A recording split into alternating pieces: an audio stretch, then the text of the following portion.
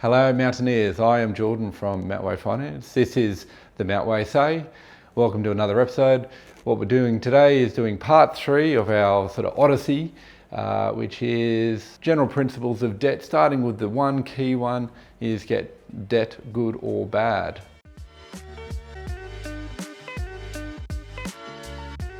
Okay, now I've got my man behind the camera there. He wants to tell me, oh, we've got to do a few things a certain way, but look, I just want to say these are videos for your benefit. And so sometimes we get a little mixed up trying to present well and all that sort of stuff. Do I have my notes handy, that kind of thing? I just want to say today I'm just going to go off the cuff. I'm just going to read what I got here because this is all about you guys understanding how you can use debt in your daily lives, understand it, be comfortable with it, use it to make your money and build your wealth. And that's what we're here for. If you haven't seen the previous 2 videos, have a look, here they are.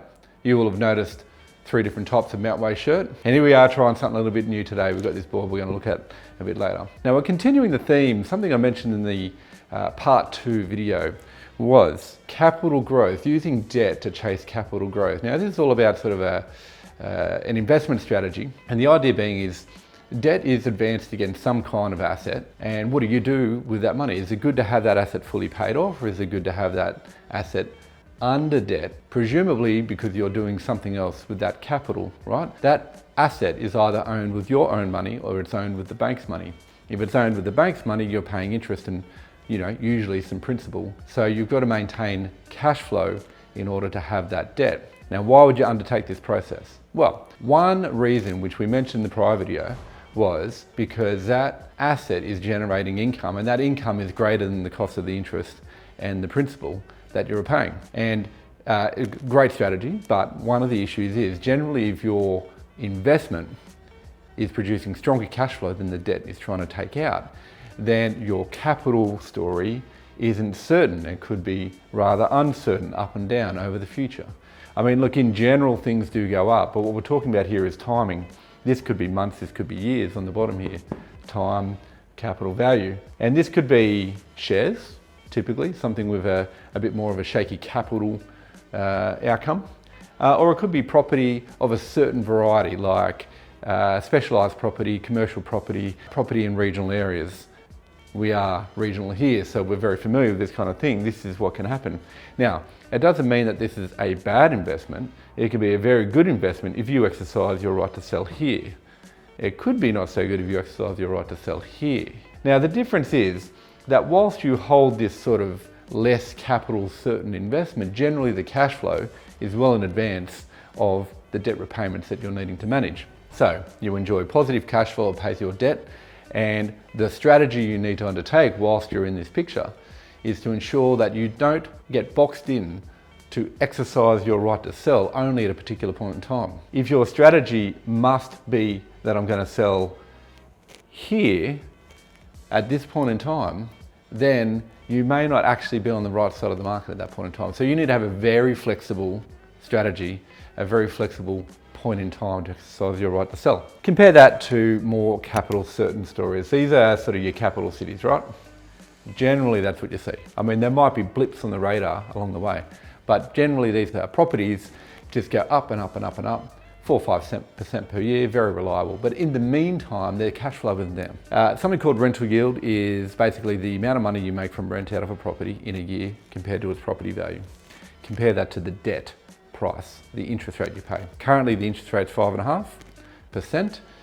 The rental yield on most capital city properties is under 4% and even under 3% if you're dealing with Sydney. Whilst you can ride that picture up there, your cash flow in the meantime is wholly constrained, and at some point in time, perhaps so constrained that you will need to sell in order to realise gains on that property.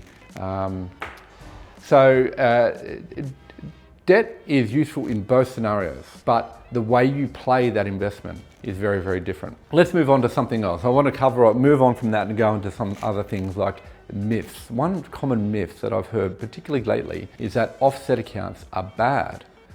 And this is complete rubbish. It's never a case of a one rule. Offset accounts allow you to hold a balance of money that reduces the interest costs associated with your debt. And if you're disciplined with your money, you will continue to contribute to that offset account, and it builds a balance, and every day that that account holds any kind of positive balance, it is reducing the interest costs in your loan. It is pretty much the same as redraw. It's just that the mechanics of using that money are a bit easier. It's also a bit more cosmetic. When you want to use your redraw funds, it's actually removing money that's been prepaid onto your loan. Therefore, there's somewhat of a psychological, distaste to doing that. Offset accounts are not rubbish. And in fact, they go into this whole area of people who get concerned about whether they set up weekly, fortnightly, monthly repayments, and whether the benefits are there for that sort of thing. Now, if you don't have an offset account, if you aren't using redraw, and if you aren't getting all of your money paid directly in to one of those two accounts all of the time, then weekly, fortnightly, or monthly, the choice, yes, it does have an interest rate effect over the life of the loan, but it's so marginal. It's absolutely marginal. It's like splitting hairs, right? The key theme is that if you have debt, the faster you repay that thing off, the better, or the faster you offset that debt, the better. Because that goes back to this theme about having that debt capacity ready to go, the opportunity cost of then needing to go and approve new debt if you want to invest in new things. So the idea is take out your loans, get your assets, pay that thing off as soon as possible, but only via your redraw and offset facilities. Leave that capacity there, because that becomes what you use to springboard into your next investment. I'm going to talk about Rentvesting next. This is just kind of like rounding out these topics of debts and uses of debts and different strategies. But this one is just ticking off one of these things that people talk about a lot. What is Rentvesting anyway? That's where you rent a property and then you use your cash flow and your borrowing capacity to get an investment property, right? So rather than buying a house and taking out a loan for a house that you want to live in, you use that capacity for a house that you're going to rent out to somebody else. Now, the theory goes that the cost of renting the house that you want is less than the cost of maintaining the debt on the house that you want to rent out to other people. And it's more or less true if you live in a capital city. That comes down to that whole fact that capital city rental yields are extremely low, which means the return you get on the value of property is extremely low. You get your capital growth over time, you get hardly any rental income in the meantime. What that means is if you're going to rent, your rental dollar gets you a pretty good house in capital cities, versus if you're going to lay that out in terms of capital outlay to purchase a house of similar value. It will cost you more in cash flow to maintain the loan for that beautiful house that you want if you're going to buy it and pay the loan than it will if you just simply rent that house. That's rentvesting. And really it only works in capital cities where you put a low rental yield environment. It does not work in regional areas. It does not work in remote areas where rents are very high and there's a high rental yield. Okay, so look, we're at part 3 of this series. There may be a part 4, I don't know, but this is about general principles.